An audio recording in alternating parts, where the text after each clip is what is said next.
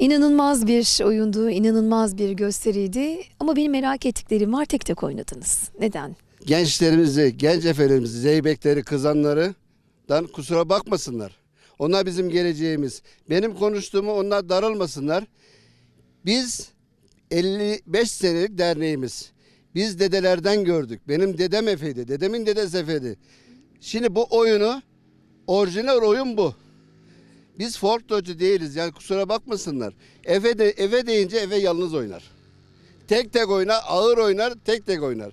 Ha, ben onlara kınıyor muyum? Hayır. Onlar bizim geleceğimiz. Onları hepsini ben alnından öperim. Hepsi beni tanırlar. Ve her efenin kendine ait has oynama şekli var, Has değil mi? oynama şekli Figürleri, hepsi çok Evet. farklı. Şimdi biz 2 tane Efe oynarsak mutlaka şaşırırız.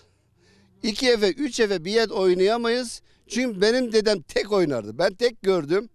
Esas doğal oyunumuz bu. Ama ben şunu isterim.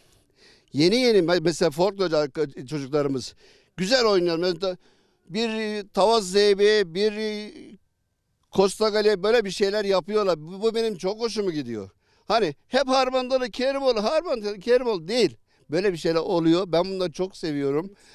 Tüm Efe beni tanır. Çok kızanlar, çok zeybekler beni tanır. Festivallerde, yörük şenlerinde sen de varsın. Sen benim evladımsın. Kültür Kevron'un bu yanında teşekkür edebileceğim. Ben onları hepsini alnından öperim. Çok seviyorum. Gençler benimle darılmasınlar. Ne olur darılmasınlar. Darılmaz onlar. Ha, biz 65-75 yaşları efeleriz.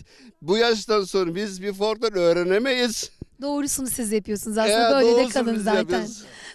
Biz kendilerine çok teşekkür ediyoruz. Onların kocaman gönülleri var. Onlar bizlerin kültür elçileri. Yolları açık olsun. Kültürümüze ait ne varsa taşımaya devam etsinler efendim.